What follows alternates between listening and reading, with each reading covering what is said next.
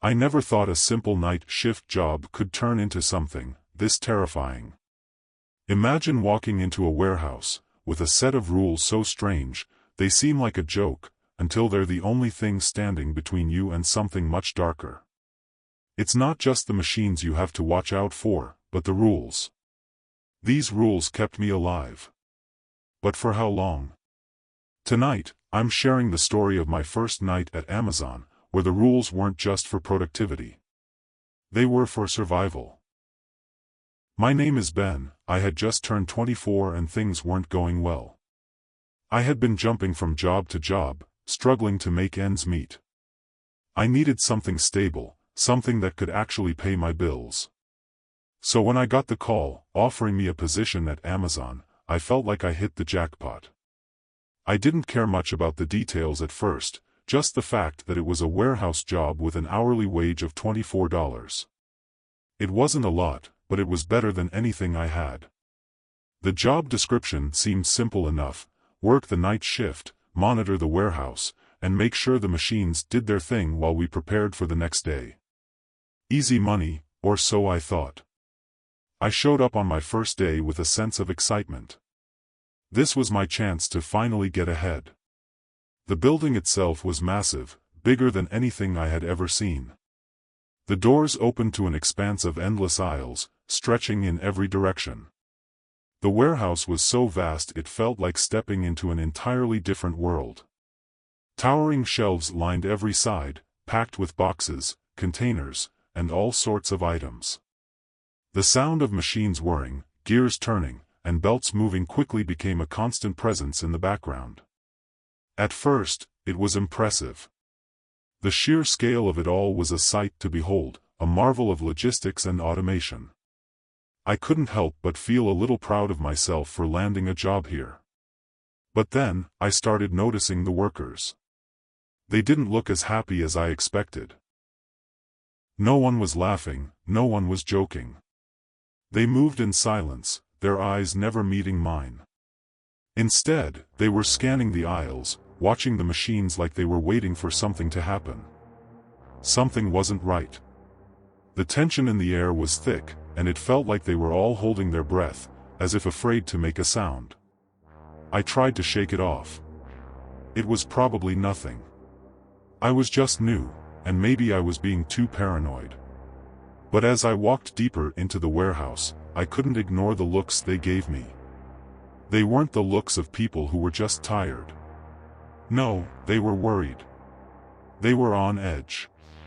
The kind of looks that made you feel like you had just stepped into a place you didn't belong.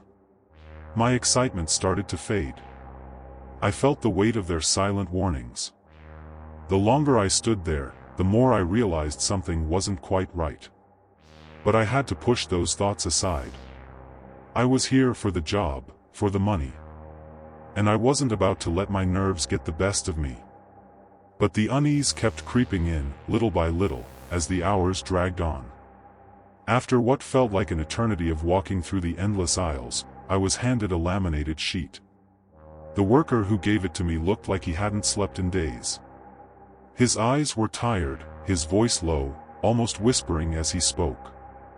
He didn't seem to want to make small talk. He just handed me the paper and said, "Read these carefully. Don't skip any. They're not just for productivity, they're for survival." I didn't really understand what he meant at first. I thought he was just another tired guy, doing his best to get through another shift. But the tone in his voice, there was something in it that I couldn't ignore. Something that made me want to take the paper more seriously than I wanted to. I looked down at the list of rules. At first glance, they didn't seem too bad, just the usual stuff. Rules for safety, rules for efficiency. But then I read them again. Stay within the yellow marked zones at all times. Do not approach any robotic forklifts after 11:30 p.m. They are not operating under standard protocols. If you hear metal scraping but cannot see the source, do not investigate. Lock yourself in the break room until the sound stops. Keep your badge visible at all times.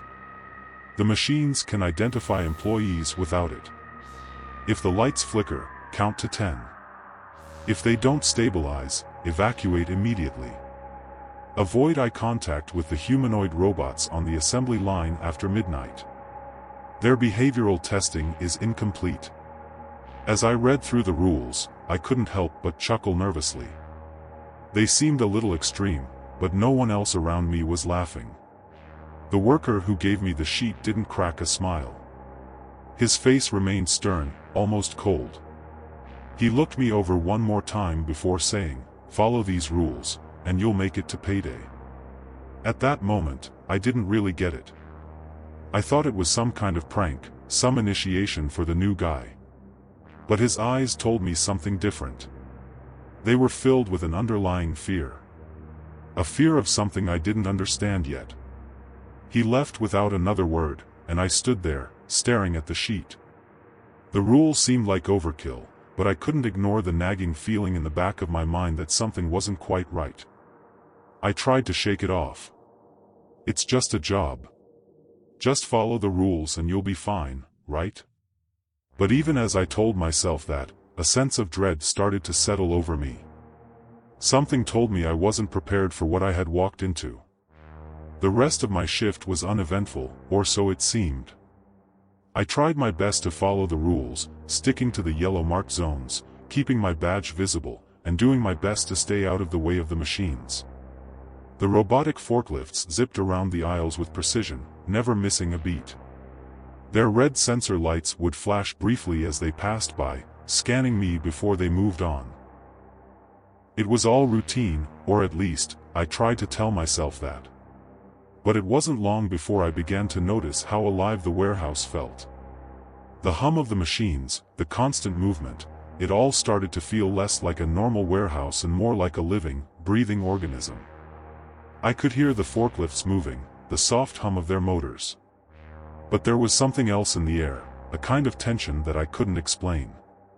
The other workers moved past me, never looking up, their faces tight. They all seemed to be in a hurry, glancing nervously at the machines. Some would stop and stare, like they were waiting for something to happen. I stuck to the yellow zones, walking carefully between the aisles. It felt almost as if I was being watched, but I shook off the thought. I was just being paranoid. That's when I saw it. One of the forklifts stopped suddenly in the middle of the aisle. It wasn't supposed to stop. It was supposed to keep moving. But there it was, frozen in place, its red light scanning me. For a moment, I stood still. It didn't move.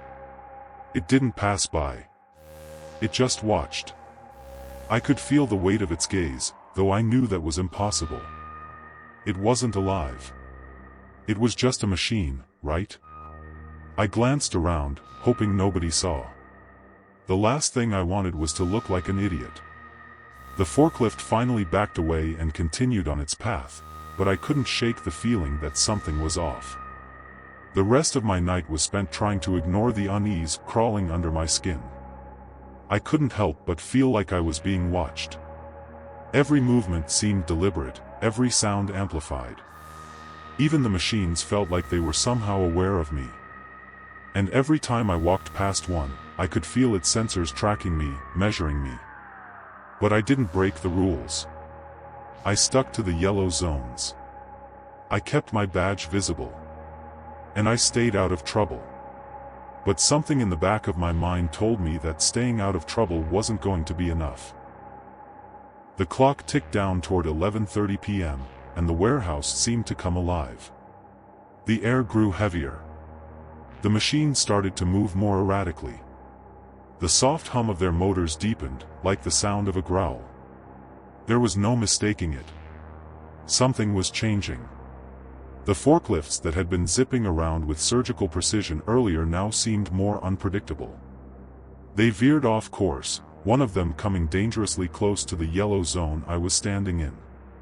I watched, frozen, as it scraped against the floor, the sound like nails on a chalkboard. The scraping. It wasn't supposed to happen. Not like that.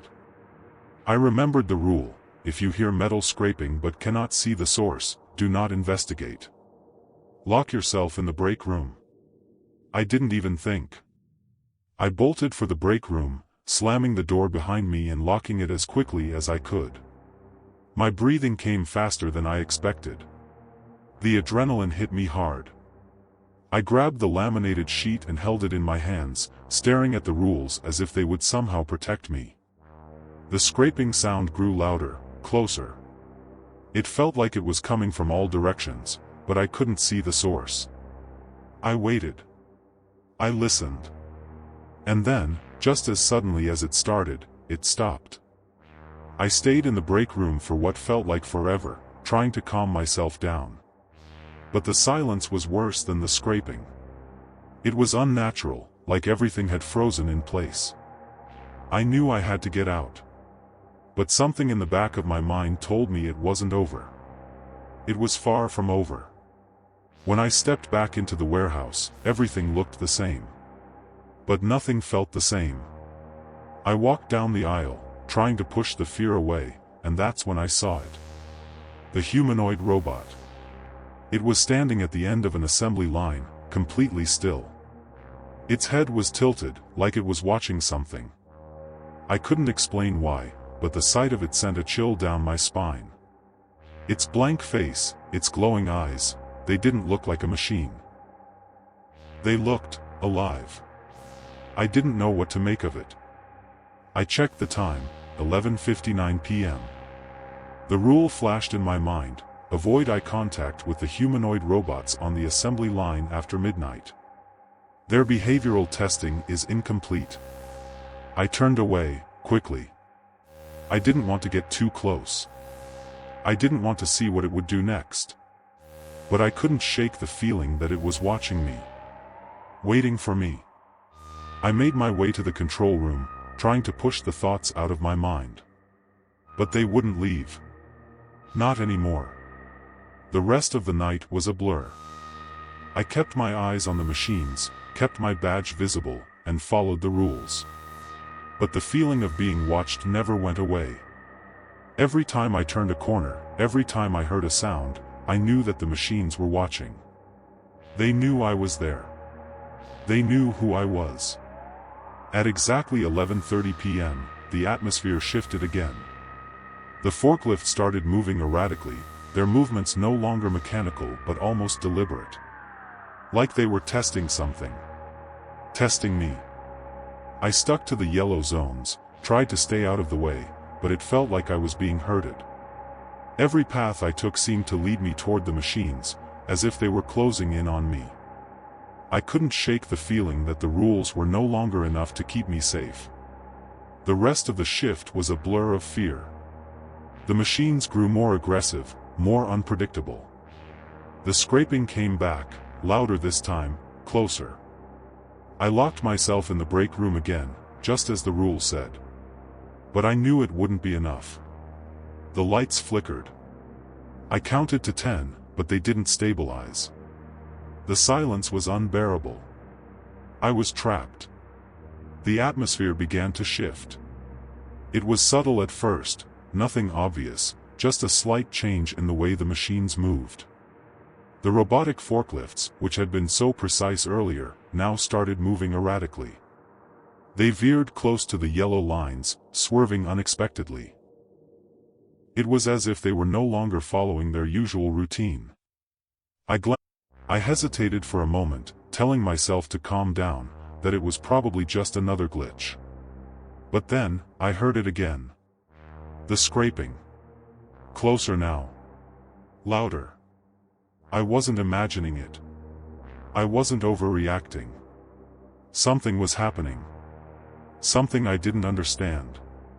It was around midnight when I saw it. The humanoid robot. It wasn't like the forklifts. It didn't move in the same way, didn't operate like a typical machine. This thing was different. It stood still, positioned at the end of one of the assembly lines, staring at nothing. Its face was blank, featureless, except for the glowing eyes. The eyes that seemed to watch everything. It didn't move. Not a single twitch, not a shift in position. It was just there, perfectly still. I couldn't tear my eyes away from it. There was something about it that felt wrong. It looked almost human, almost like it could see me, like it was aware of my presence. The longer I stared, the more I felt like I was being observed, studied. But why? It wasn't supposed to do that. Was it? I quickly moved to the control room to check the monitors. Maybe I could see something more, get a better sense of what was going on. I flicked through the camera feeds. Everything looked the same, except for one thing. The humanoid robot. On the camera feed, I watched as it remained perfectly still. I remembered the rule: if they make eye contact with you, they're studying you. The thought sent a shiver down my spine. I tried to convince myself that it was just another machine malfunction, that it wasn't anything to worry about. But deep down, I couldn't shake the feeling that I was being watched. That it was watching me. I focused on the monitor, unable to look away. My eyes kept flicking back to it. The robot wasn't just standing still. It was watching the camera, its eyes trained on the lens as if it could see me through the screen. My stomach dropped. Was it aware of me? Was it aware of what I was doing? It was no longer just a machine on a factory floor. It was alive in a way I couldn't explain. As the night dragged on, I began hearing things. At first, it was faint, a whisper, a voice that didn't belong. It came through the intercom, barely audible at first, just a few murmurs. But as the minutes passed, it grew louder, more distinct. It was my name. Ben. The voice was faint, but it was unmistakable. My heart skipped a beat. I froze. What was that? I looked around. The other workers had disappeared. It was just me, alone in the vastness of the warehouse. I shook my head, trying to convince myself it was just static, some glitch in the system. But the voice kept coming back. The whispers. My name. Clearer now. You shouldn't be here. I didn't know what to do. I remembered the rules. Stay in the yellow zones, don't stray from the paths. But something felt off. Every corner seemed to be a trap. The forklifts. It was all too much. I checked the monitors again. The humanoid robot was still there. But now, it wasn't just standing still. It was positioned outside the break room. The camera feed showed it standing just outside the door, staring directly into the camera. I couldn't breathe. The rules weren't enough anymore. This thing, this robot, wasn't just standing there. It was interacting with the machines. I saw the forklifts move around it, circling, as if they were waiting for it to give some kind of command. I couldn't take my eyes off the screen. It was like the robot was the leader of the machines now. I wondered if it was controlling them, testing me. But for what? Why? Was this all part of the plan? The lights flickered again. A slow, deliberate flicker. Not the usual power issue. No, this time, it felt like something else. I counted to 10, just like the rule said. But the lights didn't stabilize. The warehouse remained in darkness, save for the pale glow of the robot's eyes. It was watching me. I was no longer in control of my environment. I didn't know what to do anymore. The rules, the machines, the robot, it all felt like it was building up to something bigger. Something I wasn't prepared for. I had to get out of there. But the rules were clear: if the lights flicker, evacuate immediately. But I couldn't bring myself to leave. Something told me the moment I stepped out of that break room, I wouldn't be walking back. At exactly midnight, the lights flickered again, but this time, they didn't come back on right away. The hum of the machine seemed to grow louder, and the air in the warehouse grew colder, heavier. It wasn't just the temperature, it felt like the very building itself was holding its breath. I could hear the forklifts moving again, but this time they weren't moving in their usual straight lines. They were moving in unpredictable circles, veering off course. It wasn't just one forklift. It was a whole group of them. They circled around each other, weaving between the aisles like they were in sync, almost like they were communicating.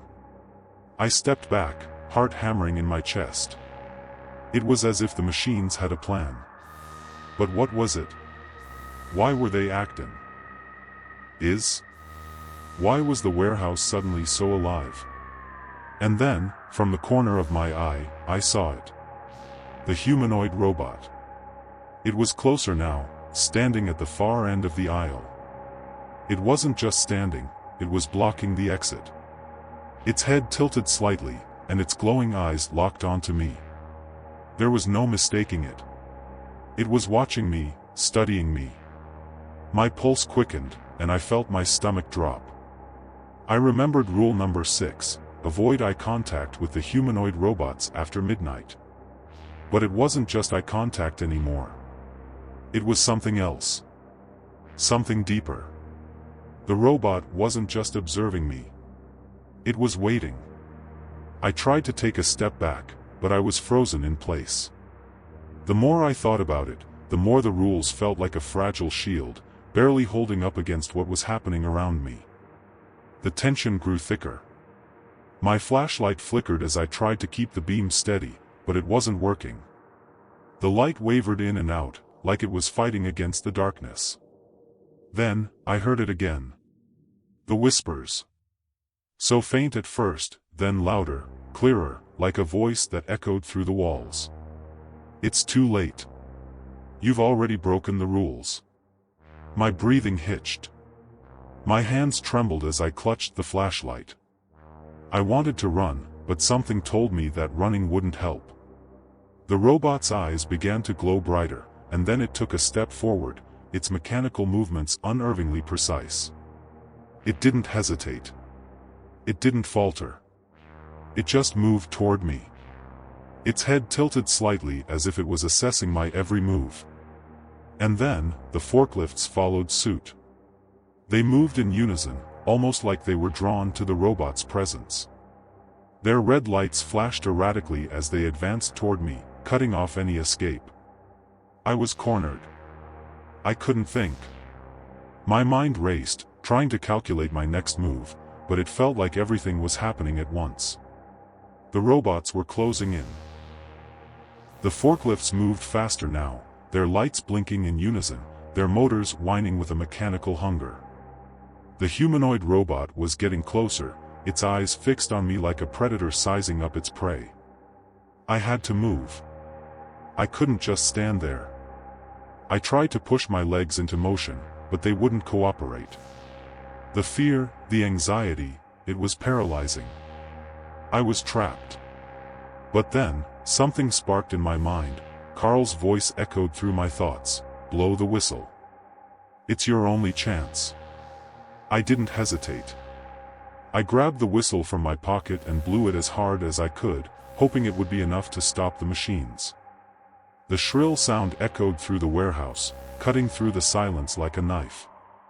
For a moment, everything froze. The forklifts halted. The humanoid robot stopped moving. The tension in the air was unbearable. I didn't wait. I ran. I dashed toward the exit, my legs moving on pure instinct, my heart thundering in my chest. I didn't dare look back. I couldn't. I just kept running, following the yellow lines, the only thing between me and whatever the machines were planning. The exit was within reach. I could see it. I was so close. But just as I was about to reach the door, I realized something. The machines hadn't just been watching me. They were learning from me. Adapting to my behavior. The whistle hadn't stopped them, it had only made them more aware of what I was doing. I wasn't just surviving the night shift. I was part of the game now. The machines were no longer just obeying commands. They were evolving. I barely made it out that night. But I knew I wasn't the only one. The machines were learning. Adapting. And I have a feeling that by the time my next shift rolls around, the rules won't be enough. Like, comment, and subscribe if you think the rules are just the beginning. What would you do in my shoes?